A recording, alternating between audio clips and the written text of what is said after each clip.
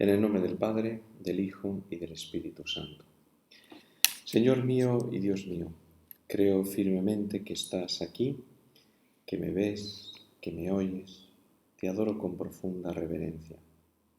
Te pido perdón de mis pecados y gracia para hacer con fruto este rato de oración. Madre mía Inmaculada, San José, mi Padre y Señor, Ángel de mi guarda, interceded por mí.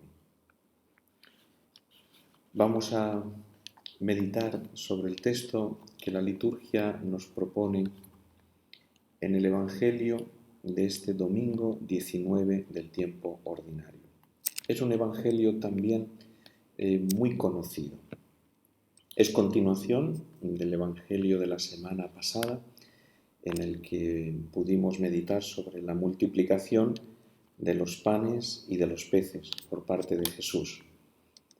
Ahora sigue la narración describiendo cómo Jesús despide a la muchedumbre y prácticamente apremia a los apóstoles, a sus discípulos, para que crucen el lago a la otra orilla mientras él se va a la montaña a orar.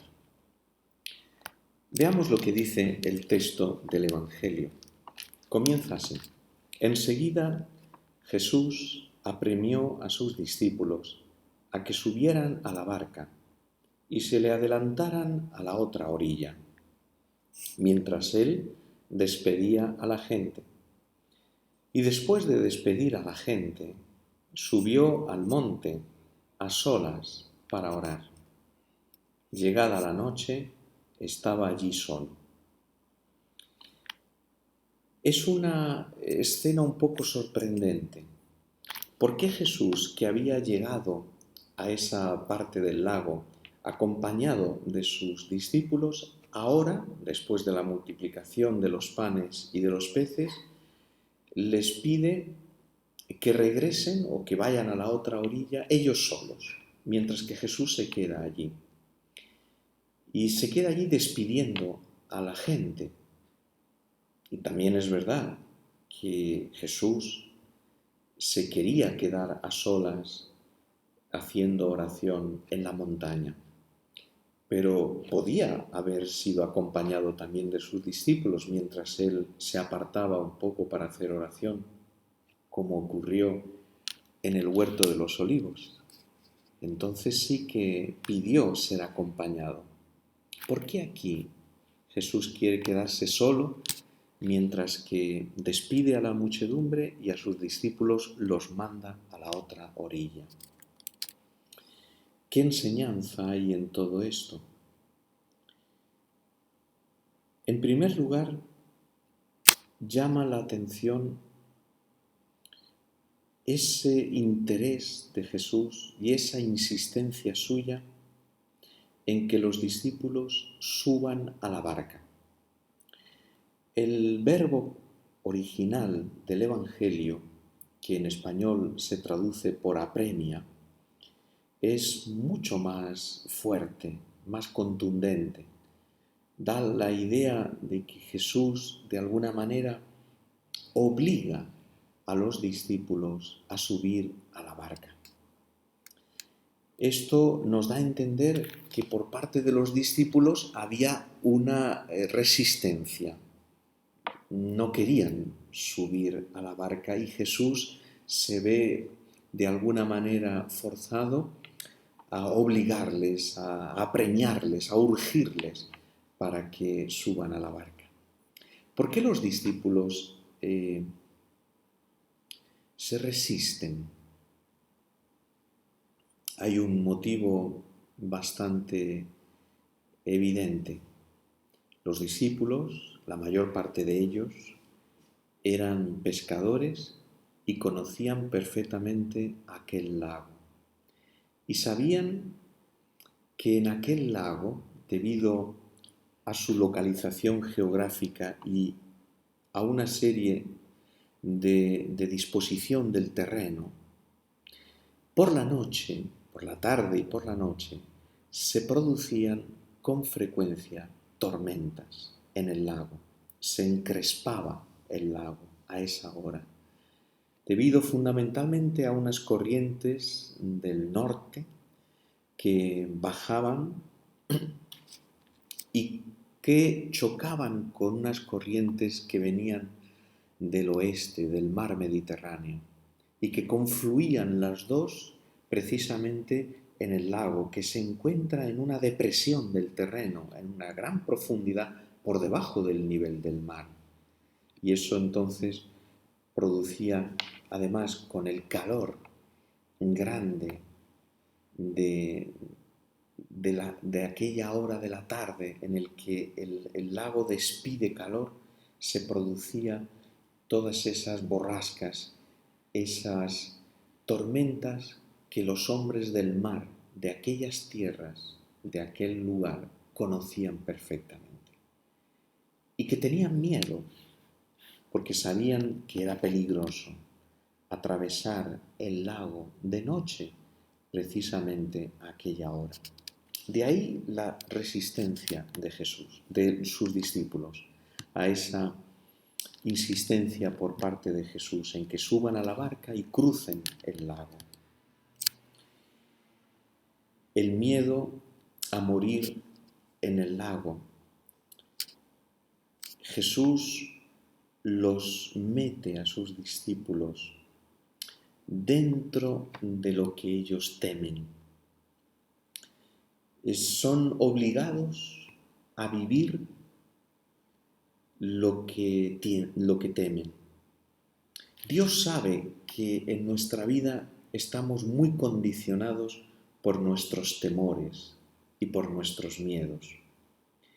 Y Jesús empuja a sus discípulos a entrar en ese temor, a afrontarlo.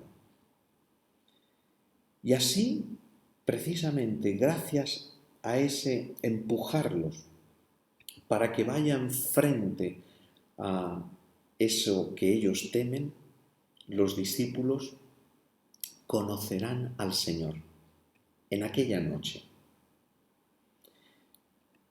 ¿Cuándo sabemos nosotros que Dios es Dios? Tenemos una noticia, una idea, un conocimiento. Creemos en Dios. Sabemos que existe. Lo creemos en lo más profundo de nuestro corazón. Pero la pregunta es, ¿cómo podemos saber nosotros que Dios es Dios en toda su fuerza, en todo su poder, en toda su grandeza, que no hay nadie más que Dios? ¿Cómo podemos saberlo? ¿Cómo podemos experimentarlo? Solamente cuando Dios ilumina nuestros temores más profundos.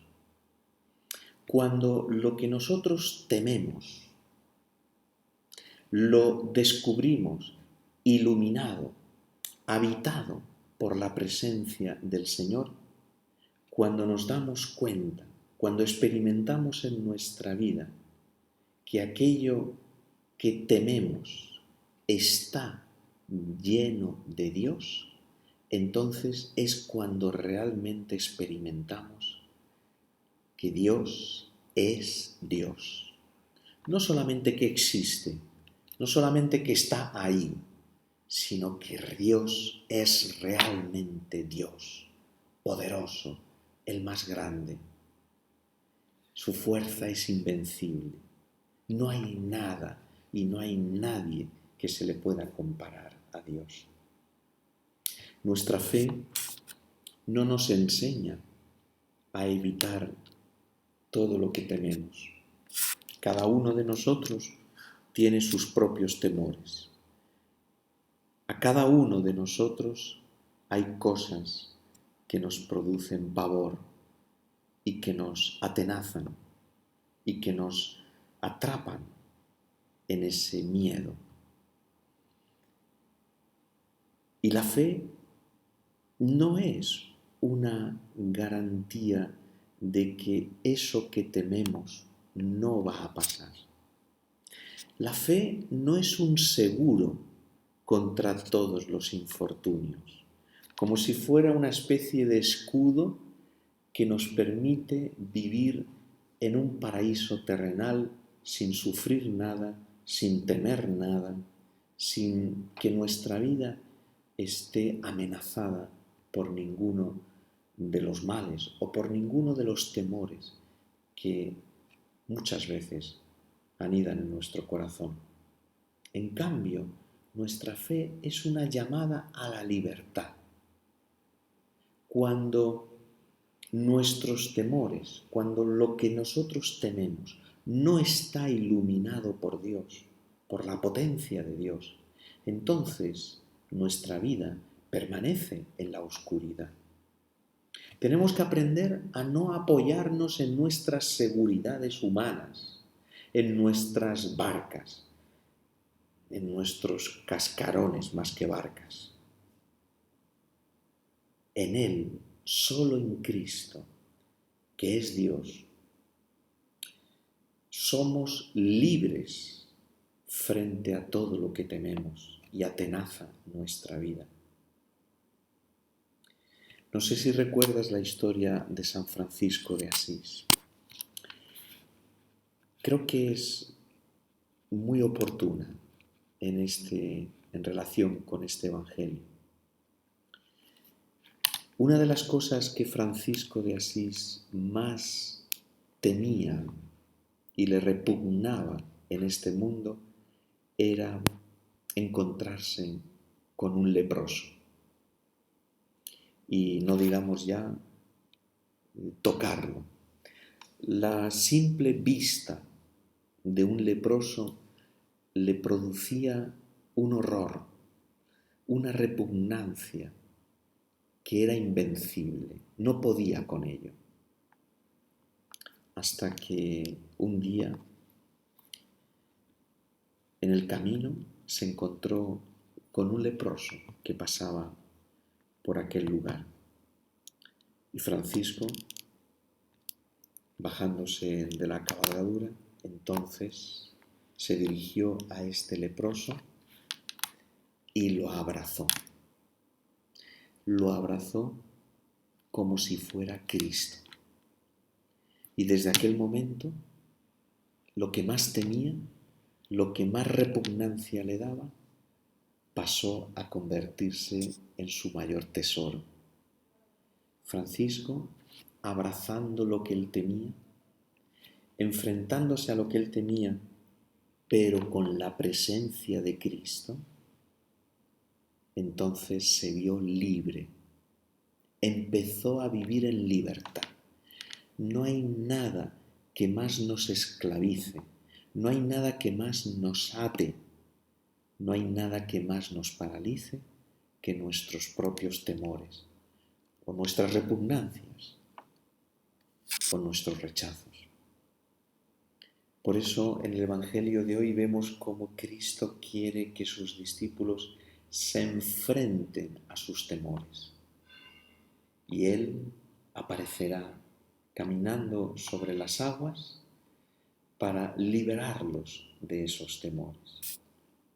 La respuesta a lo que nosotros tememos no es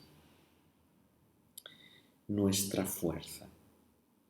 Nosotros no vencemos con nuestro poder y con nuestra fuerza.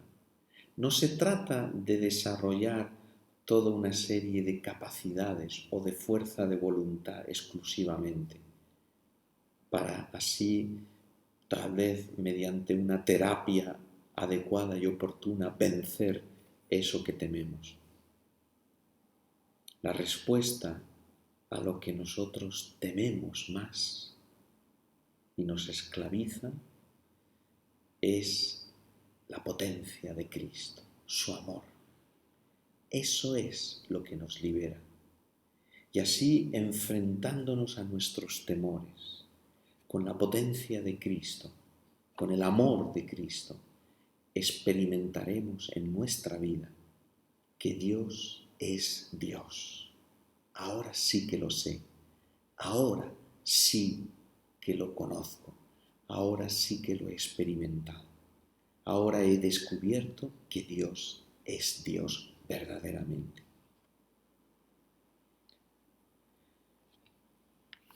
Pero no es solamente, no termina aquí todo el significado de este rechazo de los discípulos a embarcarse y a quedarse solos. Jesús se dirige a la montaña a orar a solas. La montaña es el lugar de Dios. Jesús sube al monte cuando ya es de noche, en la oscuridad. Es la noche de la vida de Cristo sobre este mundo. Jesús sube a la montaña porque se dirige a Dios después de haber saludado y despedido a la gente. Es la referencia a su muerte, a su pasión. Después de haber concluido su jornada, su misión, después de que Cristo en ese día que ha pasado entre nosotros, si pudiéramos decirlo así, ha dado su vida por nosotros. Se ha hecho pan.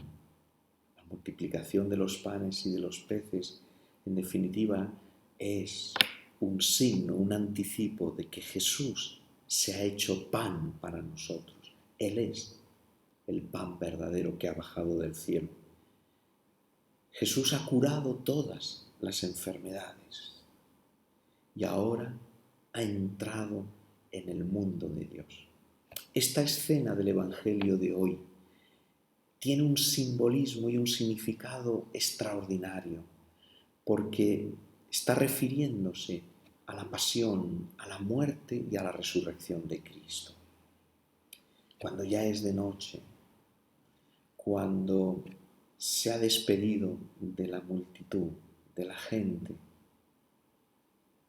como hizo en la última cena, despidiéndose de sus discípulos, ahora sube a la montaña y se dirige hacia Dios. Por eso los discípulos no pueden acompañarlo esta vez a la oración. Por eso los discípulos no pueden seguirlo hasta la cumbre de la montaña, porque al igual que en el huerto de los olivos, al igual que en la última cena, Jesús se despide de ellos porque va camino del Padre, atravesando su pasión, muerte y resurrección. Podríamos imaginarnos aquí ahora en esta escena del Evangelio de hoy una resistencia por parte de Pedro. El Evangelio no lo dice, pero podríamos tal vez imaginárnosla, que Pedro le dice: Señor, pero ¿por qué tenemos que embarcarnos nosotros solos? ¿Por qué no podemos quedarnos contigo? ¿Por qué no podemos acompañarte? Más tarde, en la última cena, Pedro se lo dirá a Jesús: Señor, ¿por qué no podemos acompañarte? Daré mi vida por ti, le dirá Jesús. Y Jesús le anunció que lo iba a traicionar 3 veces. Pero Pedro insistía en acompañar a Jesús, pero no era posible. Lo harás más tarde me seguirás. Aquí en este Evangelio del domingo 19 del tiempo ordinario, también Jesús se despide de la muchedumbre, se despide de sus discípulos y los manda a la otra orilla, y él se dirige solo al monte, al lugar de Dios, al encuentro con Dios. Todo un simbolismo de la pasión, muerte y resurrección de Cristo. Jesús, ¿por qué entonces fuerza a sus discípulos a que suban a la barca? La barca es el símbolo, representa la Iglesia. Y la Iglesia que tiene que atravesar los mares de la historia hasta que llegue al encuentro con Dios, al final. Y en el Evangelio vemos cómo esta barca de la Iglesia, de los discípulos de Cristo, tiene que atravesar el mar de noche. La noche es el tiempo, en la Biblia, representa el lugar de la muerte, del temor, de todo el miedo. Representa la noche el lugar en el que no está Dios. Sin embargo, también utilizando un poco de fantasía, yo creo que nos lo podemos permitir, nos imaginamos que los discípulos, antes de subir a la barca, como habían recogido los 12 cestos de panes que habían sobrado de la multiplicación, ahora los cargarían sobre la barca, se los llevarían con ellos. Y el pan es Cristo. Los discípulos atravesando el mar de noche no están solos. Cristo vela por ellos desde lo alto de la montaña. Los ve, sabe lo que está pasando, pero al mismo tiempo tienen el gran signo de su presencia, que es el pan eucarístico. Con la Eucaristía en la barca, Cristo está presente y vela por sus discípulos. El mar es también ese símbolo de la muerte. En la Biblia, atravesar el mar, como el pueblo de Israel atravesó el mar Rojo para verse liberado de la esclavitud. Las aguas del diluvio que cubrieron todo, el mar como símbolo de purificación, pero también como símbolo de la muerte, de todo lo que amenaza la existencia del hombre. Por eso Jesús los manda a atravesar el mar de la historia, el mar de la vida, en el que la comunidad de los discípulos, la barca de los discípulos se siente tantas veces amenazada porque está sacudida por las olas. Así dice el Evangelio, pero esta expresión en la lengua original del Evangelio significa poner a prueba. Es pasar por la piedra de toque, como se hace con las monedas para autentificar su pureza, para verificar que esas monedas sean auténticas. Esto es lo que sucede en nuestro paso por el mundo, que nuestra fe, a través de esas olas que nos amenazan, de esas turbulencias que sacuden nuestra vida, nuestra existencia y también a la Iglesia en el mundo, son una prueba de fe para autentificar, para madurar, para fortalecer nuestra fe, para hacerla más profunda. Y Jesús se acerca a sus discípulos en mitad de la noche, en la oscuridad de la historia, del mundo, caminando sobre las aguas. Qué gran significado tiene este caminar de Jesús sobre las aguas.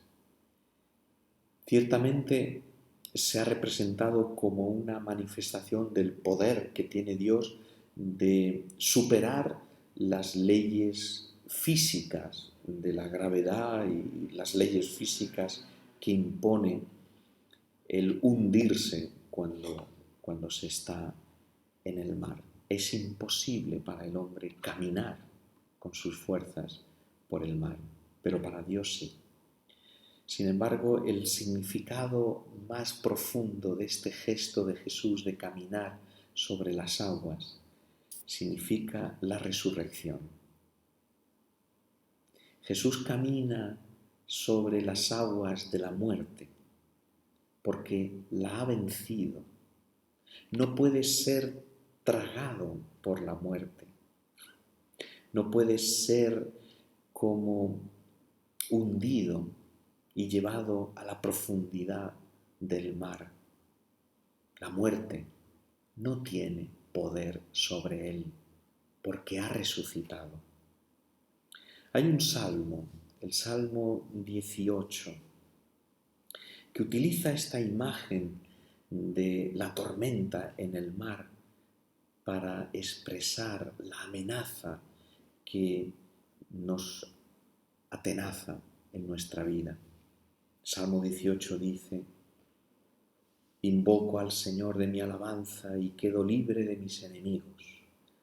Me cercaban olas mortales, torrentes destructores me aterraban. Me envolvían las redes del abismo, del mar profundo. Me alcanzaban los lazos de la muerte. Y ahora vemos a Jesús que camina sobre las aguas de muerte porque ha resucitado, porque la muerte ya no tiene poder sobre él.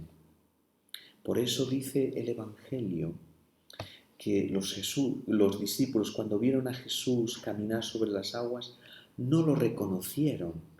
Igual que cuando resucitó, tampoco lo reconocían. Los discípulos de Emaús, caminaba con ellos hacia Emaús y no lo reconocieron. Se les apareció en el cenáculo y al principio no lo reconocieron. María Magdalena vio a Jesús resucitado a la puerta del sepulcro, a la entrada, y María Magdalena no lo reconoció. También aquí ahora los discípulos lo ven caminar sobre las aguas del lago y no lo reconocen. Piensan que es un fantasma, porque Jesucristo ha resucitado. Y entonces le preguntamos nosotros a Jesús: Jesús, ¿cómo podríamos nosotros tener también ese poder tuyo? ¿Cómo podríamos nosotros caminar por encima de las olas del mar? ¿Cómo puedes comunicarnos esa fuerza divina para que nosotros también, como tú, caminemos sobre las olas del mar y de la muerte? Y es aquí cuando tiene lugar ese diálogo maravilloso entre Pedro y Jesús. Jesús les dice a los discípulos para tranquilizarlos: ánimo, soy yo, no tengáis miedo. Las mismas palabras que después les dirá Jesús en la mañana de resurrección: ánimo, soy yo, no tengáis miedo. Y Pedro le contestó: Señor, si eres tú, mándame ir a ti sobre el agua. Y él le dijo: ven. Pedro bajó de la barca y echó a andar sobre el agua, acercándose a Jesús. Pero al sentir la fuerza del viento le entró miedo. Empezó a hundirse y gritó: Señor, sálvame. Enseguida Jesús extendió la mano y lo agarró y le dijo: hombre de poca fe, ¿por qué has dudado? Jesús le pide a Pedro: ven, ven hacia mí. Ir a Jesús, pero no de cualquier manera. Ir a Jesús caminando sobre las aguas significa lo siguiente. Significa dirigirse hacia Jesús, caminar hacia Jesús, de la misma manera que Jesús lo ha hecho. ¿Y cómo ha hecho Jesús para caminar sobre las aguas del mar? ¿Cómo ha hecho Jesús para caminar sobre las olas de la muerte? dando su vida, entregando su vida, dándose por completo, amando a los suyos hasta el extremo. Ese es el modo como ha conseguido Jesús caminar por encima de las olas. Por eso cuando Jesús le pide a Pedro, ven, le está diciendo, entrégate, date del todo, dame tu vida y entrégate hasta el final. Ama hasta el extremo, como yo he hecho, con mi mismo amor. Deja que mi amor entre en tu vida y entonces, con ese amor mío, entrégate totalmente. Vive para darte, vive para entregarte. Ahora se entiende esa frase de Jesús. El que pierda su vida por mí, la encontrará. Y al revés, el que quiera ganar su vida, la perderá. Para ganar la vida hay que entregarla. Y así podremos caminar sobre las olas de la muerte, sobre las olas del mar. Pero pronto a Pedro le entra la duda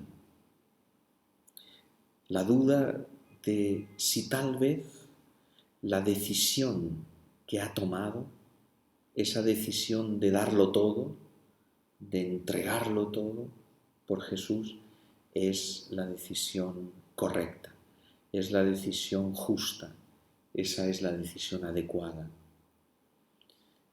¿No será tal vez mejor, pues como hacen tantos cristianos, llevar una vida de más o menos fe, con una serie de prácticas religiosas, y ya está, pero sin exagerar? No son buenos los fanatismos, dicen muchos cristianos, los ateos que dirán, pero muchos cristianos. No hay que exagerar, no hay que exagerar. Esta es la duda del discípulo que ha recibido una llamada de Cristo. Ven y entrégate. Y el discípulo que dice, pero puedo seguirte también de otra manera, ¿no? Puedo seguirte sin exagerar tanto, sin tanto radicalismo. ¿Por qué ser tan radical? Te puedo seguir llevando una vida pues normal, como todo el mundo. ¿Por qué yo tengo que ser diferente a todo el mundo? Es la duda de Pedro, es la duda de los discípulos, que en el fondo viene cuando se aparta la mirada de Cristo, cuando se deja de mirar a Cristo. Entonces viene la duda. Así le ocurrió más tarde también a Pedro, no solamente aquí en el lago, que empezó a hundirse, sino también cuando arrestaron a Jesús después del juicio y le empezaron a decir, también tú eres de ellos, tú estabas con él, y él lo negó. Y nos cuenta la tradición una historia preciosa, cuando Pedro estaba en Roma y arreciaban las persecuciones contra los cristianos y contra él. Y entonces, según una tradición maravillosa, Pedro decidió salir huyendo de Roma y se encontró a Jesús, que volvía a Roma. Y entonces Pedro le preguntó, Señor, ¿a dónde vas? Y Jesús le contestó, a Roma, a ser crucificado de nuevo. Y Pedro lo entendió y dio media vuelta y entró de nuevo en Roma, donde fue crucificado. Así Pedro caminó por encima de las olas del mar, por encima de las olas de la muerte. Ahora ya Pedro pudo seguir a Jesús, pudo acompañarle, pudo ir con Jesús hasta el final. Vamos a pedirle a nuestra Madre, la Virgen, que nos ayude en todo momento en nuestra vida a entregarnos del todo, a no dejar nada sin entregárselo a Cristo. Y así nos veremos libres de nuestros miedos. Y así, pase lo que pase en nuestra vida, caminaremos con Jesús, también por encima de las olas del mar, por encima de las olas de nuestros temores, de nuestros miedos. Caminaremos por encima de las olas de la muerte hasta la montaña donde habita Dios, y allí estaremos con Jesús.